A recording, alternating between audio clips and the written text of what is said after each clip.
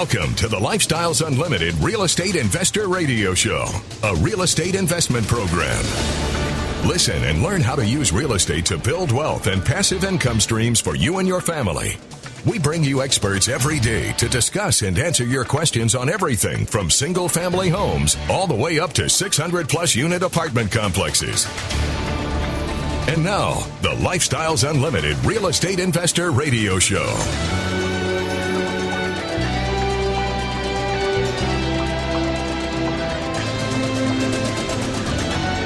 Welcome to the show. My name is Al Gordon, and as always, we're working on your financial freedom. And I'll tell you what, a lot of my Lifestyles Unlimited colleagues out there are doing just that. They from time to time, they'll send me a little email, a little note to kind of let me know what's going on, how they're doing. And Vaibhav is one of those investors out there who happens to be a Lifestyles Unlimited member. He has been investing for the last 3 years in Arizona. Yeah, he has assets in Tucson, and he has assets in Phoenix. And he just shot me an email because I was curious to say, hey, man, how's things going? And he shot me an email saying, wow, dude, everything is on fire. It is running very well. And when I asked him, okay, what kind of returns are you getting? He says, okay, this is what I've been able to accomplish. And I want to share this with you, not to brag, because these aren't my results. These are somebody else's results. But these are the results of somebody else who's essentially doing the same thing that I'm doing. And you can do the same thing too. We want to invite you to the party.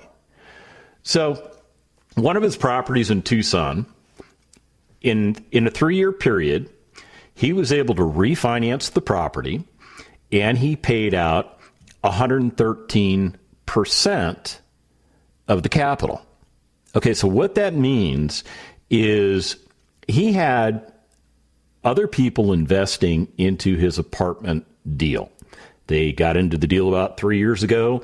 Vaibhav has been doing everything that needs to be accomplished on that property. So over a 3-year period, what he was able to do was go to a lender and say, look, I've repositioned this property. I have gone in, I have remediated things that needed to be remediated. I have corrected the operational problems with this property. I now have units that are on the market that are getting market rents that are desirable by the people that want to rent. And as such, I've increased the value of this property. Now, I got to be real clear with you and let you know that it only works in multifamily, anything that's 5 units or bigger. It doesn't work in single family, it doesn't work in duplexes, triplexes, or fourplexes because they're valued differently. They're valued based on a comparative market analysis. In other words, your appraiser will go out and look at what has sold that is similar, and they'll establish value based on sales history. But in multifamily, no, we get the ability to force appreciation, and that's exactly what Vaibhav has done. And I'm probably butchering his name. I'm not very good at pronouncing names, first of all, that are more than one syllable. Why do you think I go with Al? It's easy, right? And second of all, it doesn't matter. It doesn't matter. Because at the end of the day, he refinanced this property. So what he did was he gave his investors literally all of their money back. Now, he didn't throw them out of the deal. No, they still have their ownership interests in the deal. But think about it. Let's say this was you investing with him.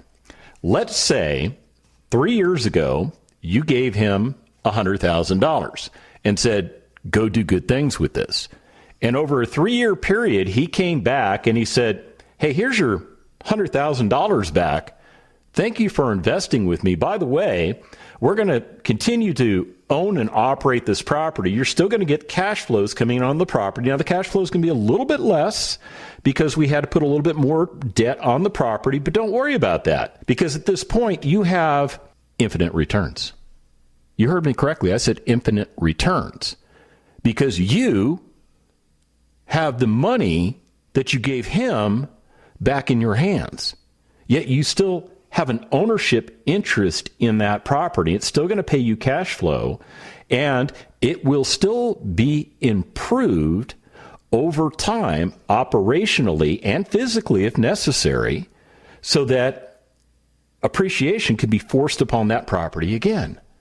So that in the future, when it's time to sell that property, or maybe just refinance that property, you're going to get more money. You're going to get more money. In the meantime, that $100,000 that he gave you back, that's in your hands right now, you've got a decision to make. Do you go out and buy a new car? Do you go out and buy that boat you've always been wanted? Maybe you buy the RV. Maybe that's what you do. And I will tell you this, if you do any of those things, if you spend that money on an asset that depreciates over time but does not appreciate in value, you're making a bad decision. Because what you need to do is take that $100,000 and get it reinvested. And the reason you want to get this thing reinvested is because you want that money working for you. Now you'll have an additional asset that has the potential to do the same thing that the first asset did for you. Yeah, it's pretty cool.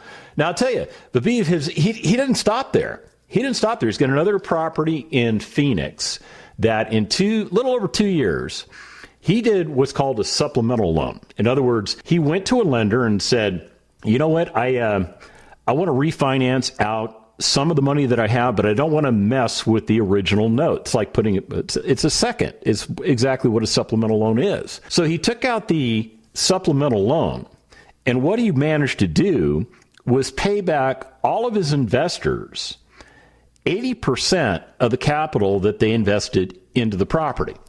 So after a little over a 2-year period, if you had put $100,000 in the deal, he gave you back $80,000. Now, you still have $20,000 nested in that deal, but that's okay because you've got $80,000 in your pocket. It is really, really cool. And here's the neat thing about what he did with the supplemental. He's got a great interest rate on the first note. He was able to get a very excellent rate on the supplemental note. What he did was some floating interest starting at 2.8%. So the cost of money is really cheap. We come back from the break. I actually have another one to tell you about. Stick around.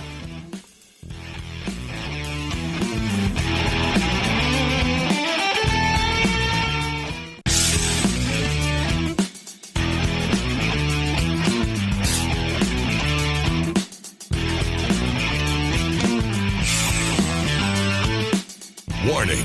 Listening to the Lifestyles Unlimited Real Estate Investor Radio Show will change your life. We will teach you how to create wealth and passive income so you can be financially free. And now, back to your host. Welcome back to the show. All right, so we're getting into the concept of returns today, and it was an email that I received from Vabiv that basically made me think about what you're doing for returns. Because I'm sitting back and I'm thinking about maybe what you're investing in. I'm thinking you've got a retirement account, or maybe you just invest in stocks directly. I to be honest with you, I don't know exactly what you do. Maybe you actually invest in real estate too. And here's the point I want to make. According to Y Charts, the S&P 500 3-year return as of September of 2021, 47.82%.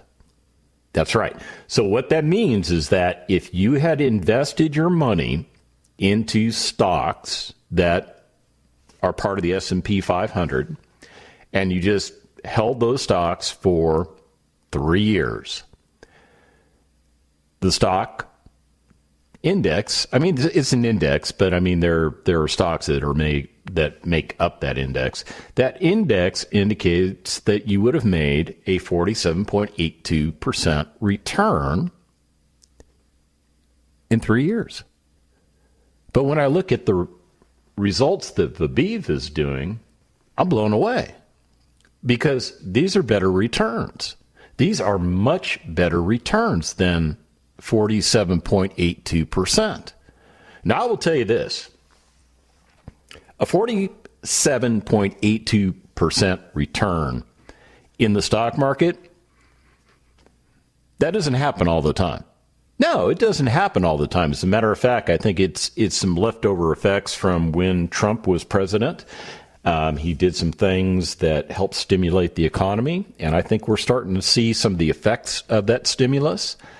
And unfortunately, we have a new administration that is trying to unravel all of those things because they don't think that what the previous administration did is as effective for the country. So I think what we're going to see is the stock market getting back to normal rates of return. 47.82% is pretty significant for the stock market. It really is. But when you look at the real estate returns, now I told you about that first deal he had in Tucson, where if you'd put $100,000 into that deal, after 3 years, he gave you your $100,000 back. So now you're thinking, well, wait a minute.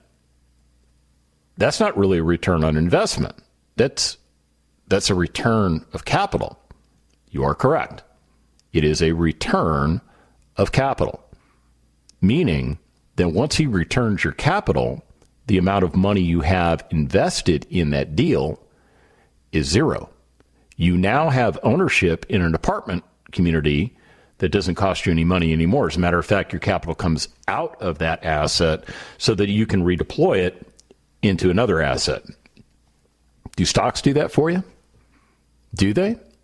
I mean, you could probably argue that if a split occurred, maybe, but I don't think so. I don't think so. I mean, here's the way it works. You put your money into a stock, it stays in that stock. You have to sell that stock to get your money back out. You actually have to get a capital gains transaction to pull your money back out. Now, in the case of what Vabiv did, there's no capital gains transaction. What he did was a refinance. He restructured debt on the property, and the IRS doesn't care about what you do with debt. They don't care if you put a bunch of debt on the property. They don't care if you pay it off. They don't care if you refinance every 6 weeks. The government doesn't care about that. All they care about is the capital gains that you may be liable for when you transact the property. That deal in Tucson where you gave your money back, there's no transaction there. You still own the property. Yeah. It's pretty cool, isn't it? All right, let's talk about that second deal.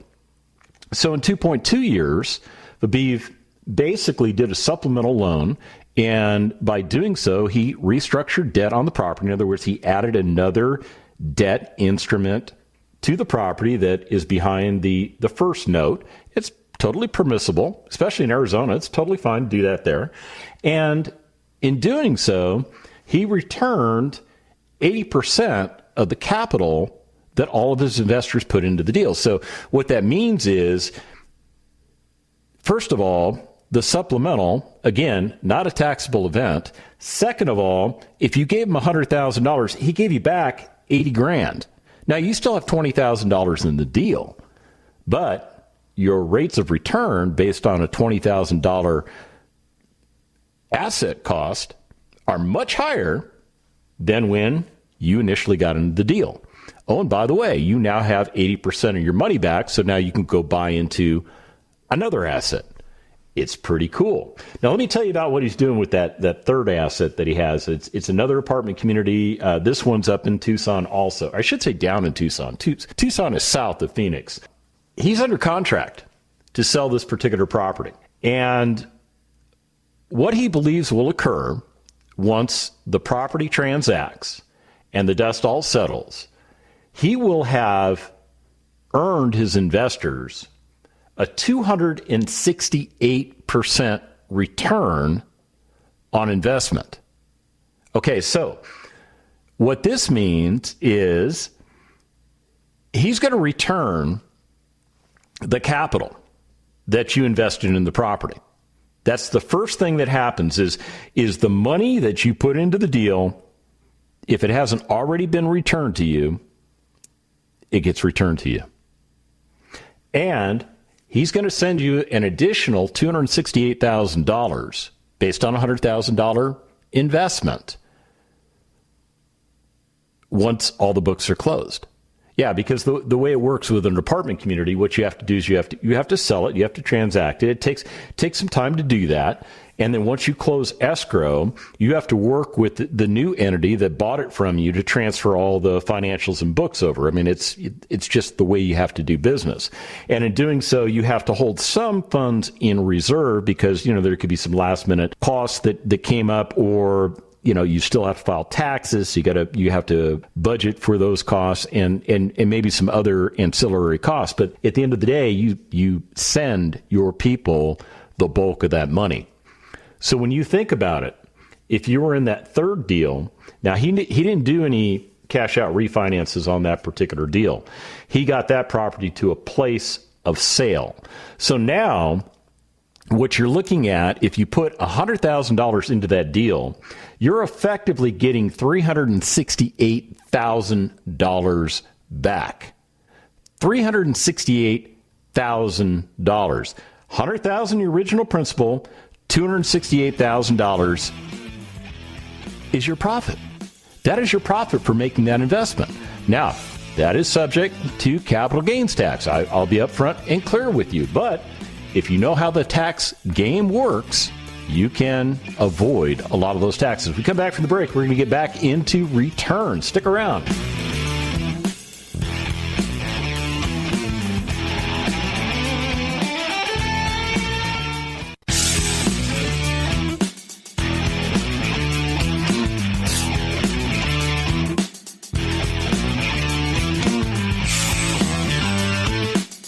Welcome back to the Lifestyles Unlimited Real Estate Investor Radio Show. It's time to turn up the volume and fine-tune your passive income plan so you can create the lifestyle you've always wanted.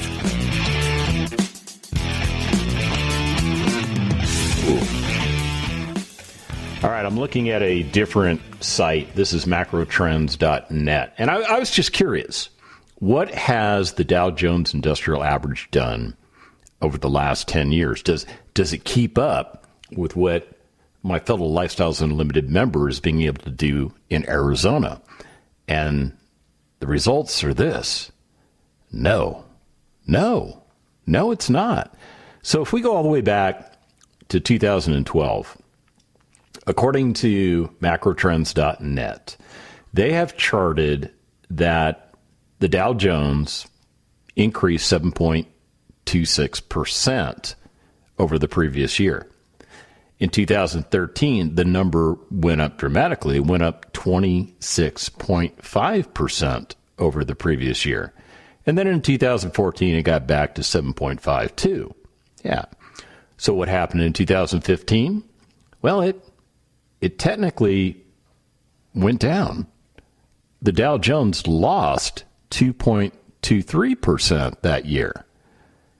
Now, recovered in 2016, we got a 13.42 increase. And then in 2017, I think that's when Trump went into office, didn't he? All of a sudden, the markets went crazy. We were back at a 25.8% return. But apparently the country lost its enamoration with President Trump because the stock market in 2018 lost 5.63%. But it came back in 2019 at 22.34%.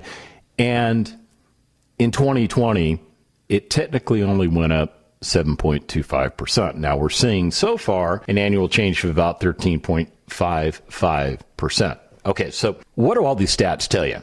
I mean, first of all, the biggest year-over-year growth was 26.5%. And that occurred a long time ago, 8 years ago. There were three periods where the stock market actually grew pretty healthily. Yeah, 22 to 26% overall. Yeah, I mean, that's what the 3 years did. But mixed in there, you've got 2 years of negative growth. Yeah, the stock market not going up in value over the year. This is called volatility. That's exactly what this is. This is volatility. And there are people that invest in the stock market that measure volatility. I mean, they study volatility because they believe that if they understand what volatility does in the stock market, they can time their entries and their exits. And there actually are people out there that do that. There are people that are actually very good at doing that. But not everybody that tries that is very good at it. The other thing you got to take into consideration in order to do that, you need to focus a lot of your time and attention on making sure that that works. Now, most of you, you're like, dude, I don't have the white space. I just don't have the time. I'm working really hard. And I understand that. I know exactly what that's like.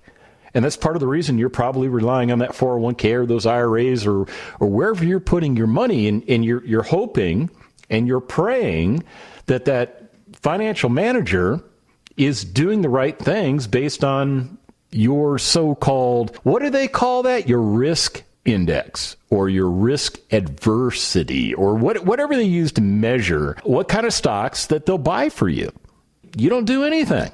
You let those people do that. And over the last 3 years, according to White Charts, potentially you could have made 46% return on your money. But as I pointed out earlier in the show, you could take that money, you could invest it in real estate, and you can get much more significant returns on your investment. You can get your capital back and buy more assets that will do similar things. This is how it works in real estate. Oh, and by the way, if you're investing passively as a passive investor in multifamily deals, you're not spending much time getting into those deals. And you're not spending much time reviewing the monthly reports that come out because all you're doing is checking to make sure is the asset on track. And if the asset all of a sudden isn't on track, you just contact the lead investor and you go, hey, man, what's going on? And they'll tell you what's going on. As a matter of fact, the good lead investors will have already anticipated that question and they will have addressed those issues when they send you the write-up. They'll tell you, hey, man, we're doing great this month, or we're a little behind, but here's how we're going to pick it up.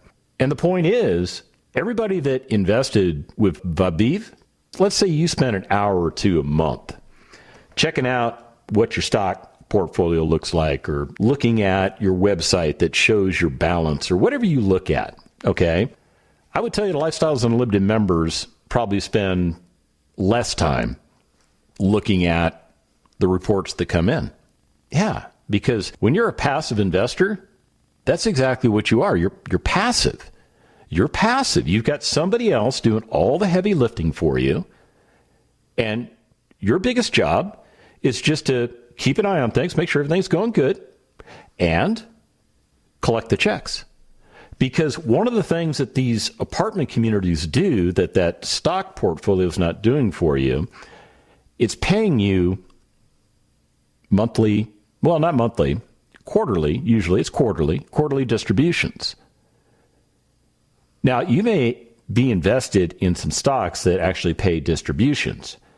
But here's the difference between how I invest and how you're investing. When those distributions come in, they come directly to me. I decide what to do with them. If I want to put them in the holding fund for my next acquisition, not a problem. I'll just slide it over there. If I decide that, you know what? I want to take Mrs. Gordon out for a very nice anniversary dinner because we have our anniversary this month. I just push it over there. I decide what happens with that money. But what happens with the money that gets distributed to you? It has to stay in that retirement account. You can't touch it. You're not allowed to touch it. The government set up all the rules, and the first thing the government did was limit your control over your own money because the government believes that it is a better steward of your retirement funds than you are. And I'll tell you what, I was trying to make an appointment at the VA today. It took me 45 minutes to make an appointment at the VA.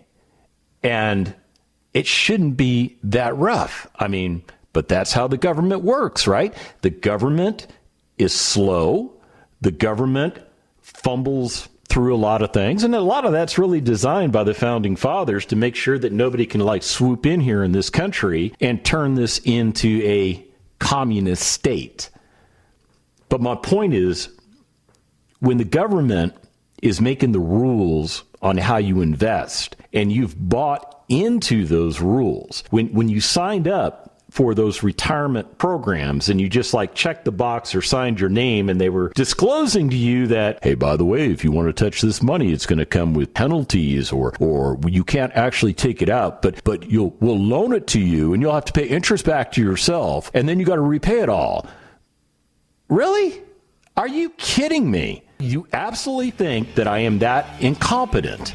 Oh, well, I don't know. I guess if I look back at my education that I received through public education and private education, not much emphasis was put on my personal finances. So maybe that's why the government thinks we got to protect them. We come back from the break.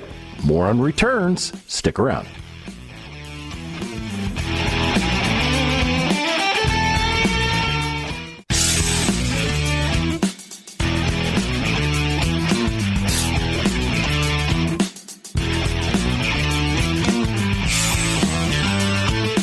We're back with the Lifestyles Unlimited Real Estate Investor Radio Show. We're here to answer your questions and help you become financially free. Welcome back to the show. All right, we're going to switch gears. We're still going to talk about returns, but we're going to talk about returns from a single-family property, because everything I've been telling you about so far is multifamily investing. And the returns that I'm talking about are the returns that passive investors receive when they invest with their fellow Lifestyles Unlimited members. Yeah, and they get a pretty healthy rate of return for not doing much of anything other than analyzing the deal, getting in the deal, and then just checking to make sure the deal is going the way it's supposed to go. There's another modality that we think is a good way for you to invest. And for some Lifestyles Unlimited members, it's the modality that they choose. Some people like single-family homes over apartments because they just like houses, and there's nothing wrong with that. Even though houses, to include duplexes, triplexes, and fourplexes, we can't force appreciation on them. In other words, we can't go in and financially we can make them look like they're multifamily and go to a commercial lender and say, hey, my value's here, because they're going to laugh at us, because they know that the industry standard says that's not how we value properties. You should know that by now. So as a result of that, we have to wait for natural appreciation to occur. Well, to be honest with you, there's a ton of that been going on for a while, everywhere.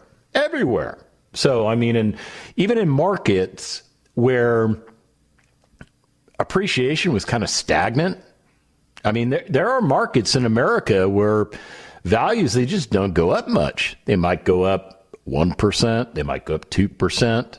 You know, when I buy properties, I do an analysis based on a 3.5% appreciation rate. And the reason I do that is because I know, and I've been taught, that real estate traditionally doubles in value every 20 years. And that primarily means single-family assets. Yeah, single-family assets. Now, multifamily can double it in value just based on what the condition of the property is and where you're starting from a financial basis. But we're going to talk about single family. So let me move your mind away from that forced appreciation thing, and let's talk about a deal that Trey sent me a couple of days ago. I didn't do anything with the deal. It was a sweet little deal, but I'm not in the house buying mode right now. So I said, told Trey, hey man, thanks. That's a beautiful looking deal, but I'm focusing on my multifamily right now. So I'm keeping all my powder dry and getting ready to launch. But this particular deal is a 3-bedroom, 2-bath, about 1,200 square feet. And it's an older property. It was built in 1948, not too long after World War II ended. So, I mean, if you do the math, what are we talking about? A 70-plus-year-old property? Okay. 70-plus-year-old properties, depending on how they were cared for, can either be in pretty good condition or not so much. And I think this particular property is in the not so much category. Because here's why. So Trey indicates to me that this property, when it's all fixed up, is worth $194,000. He can see, because he's first of all, he's a trained real estate agent, and second of all, he works primarily with investors. Yeah, that's what Trey does. He doesn't go out and show you houses to live in. No, he shows you houses that you can make money on. As a matter of fact, he has done a pretty good job at scouring through what comes on the market to pick out those beautiful little gems that make sense for me. And I appreciate that. I absolutely appreciate it. Now, I didn't buy this one, but I also know that Trey knows other investors. So, he's making it available to us, and the first one that comes back and says, hey, man, let's do something with this, wins. And I'm okay with that. I'm totally fine with that. This particular property is not in its glory day condition. It's not. It's not worth $194,000. People that would pay full market price for this property need to have their heads examined, because it's not worth $194,000. It hasn't been brought back to its original luster. As such, the property was being offered for $110,000. Yeah, so the first thing you need to think about is, wow, there's like $84,000 in equity sitting there that we could tap into, right? Yes, you are thinking correctly. There is $84,000 of equity that we could tap into. As a matter of fact, it's going to take us about close to $70,000 to do all the remediation that needs to be done on this property. I would classify this property as more of a heavy lift rehab. It's not necessarily one that I would want to see a brand new Lifestyles Unlimited member start on, but depending on their background, depending on the experience, and depending on, if they feel like they're ready for it, I wouldn't tell them no. I totally wouldn't tell them no, especially if they're working with their mentor and they've got great people on their team. I said, go for it, dude, or dudette. Go for it. So here's the sweet thing about this property. And remember, we're going to focus on the returns here because I want you to understand what the returns are.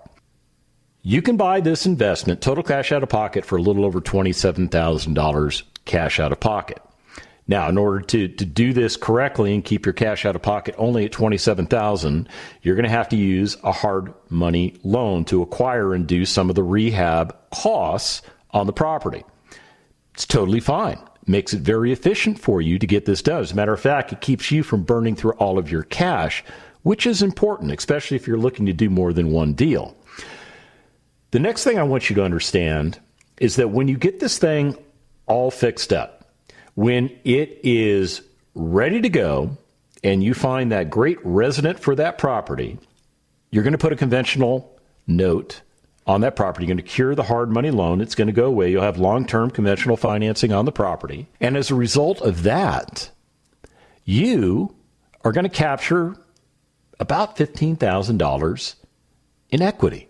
And you're thinking, what do you mean I'm going to capture $15,000 in equity? Well, your all-in cost, everything that it took you to get this deal done, puts you at a total price point of $179,000. Except the property is worth $194,000. See, what you've done is you've been able to not only buy at wholesale pricing, you were able to do all the renovations on the property and still keep your all-in costs in the wholesale pricing range. That's a very good thing. So you're going to get $15,000 of equity just built into this property. You're probably thinking, okay, that's fine. I can't spend that, right? Well, that's true. You can't spend it because that equity is technically locked into the property.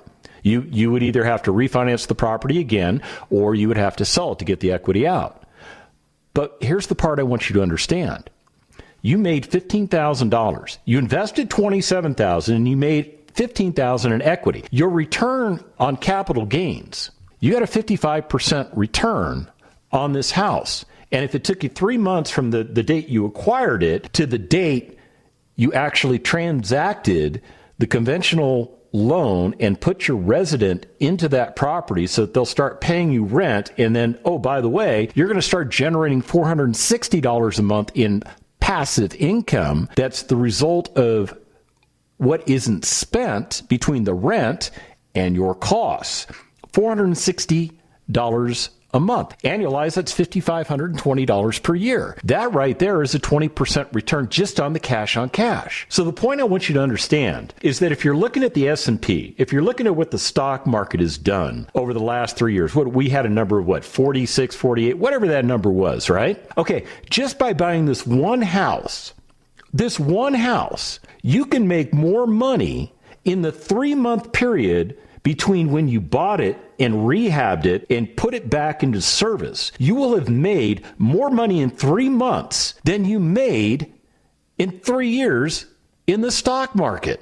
And it doesn't stop there because the value of the property is going to go up. Remember, I told you earlier in the show, I calculate based on 3.5% per year. So that property is going to go up in value. It's going to pay you cash flow. Now, your cash flow, based on the fact that you put about $27,000 into that property and you're receiving over $5,500 a year in spendable cash that you can spend on anything you want, like, paying your bills and helping you get closer to retirement. That is a big thing, by the way, 20%. And you're thinking, well, that's not as big as that 48%. Okay, 20% return in year one.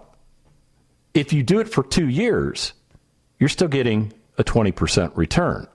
But that's in addition to the capital gains return of 55% that you earned. Oh, and by the way, when the property goes up in value, it will go up in value. As a matter of fact, I am anticipating a future projected value of this property in 5 years at about $230,000. What does this all mean? Well, when you take into account the 5 ways that we make money in real estate, this property is poised to give you a return in 5 years of 339%. That slays the stock market. And if you want to get started, go to lifestylesunlimitedworkshop.com.